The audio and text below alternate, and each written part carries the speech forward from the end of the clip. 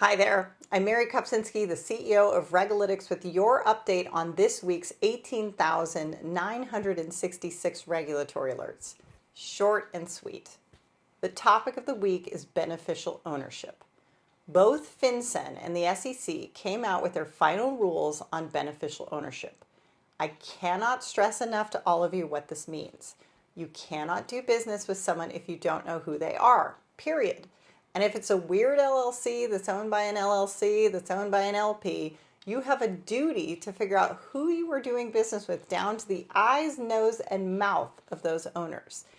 This is to help protect national security, to make sure you're not doing business or giving away secrets to our enemies, but also so that you're not accidentally financing terrorism, okay? If you do nothing, please just take a moment to eyeball these notices. You don't have to be a lawyer to skim it and figure out if you need to think more seriously about what you're doing.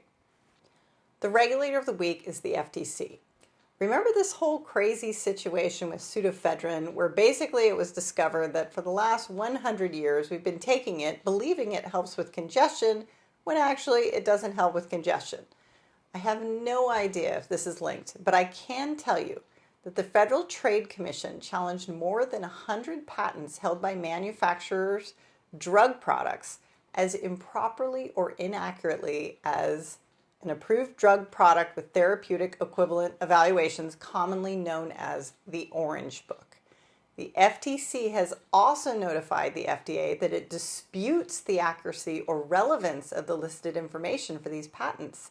And these include commonly used asthma and other inhaler devices and EpiPens. The FTC also sent a comment to the U.S. Copyright Office in relation to the U.S. Copyright's request on AI. The FTC basically said, hey, it's not just about the copyright owner, it's about the fact that the public can be deceived about the origin of the work. So we'll see how they delineate who does what, and how the agencies will coordinate together on targeting misuse of AI. Finally, the FTC put out a final rule to amend the standards for safeguarding customer information for financial institutions.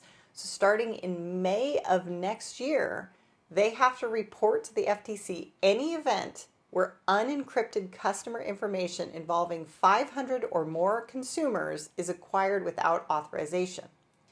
Also this week, the SEC charged the CEO of Bitwise for false and misleading statements to investors while raising $70 million in capital.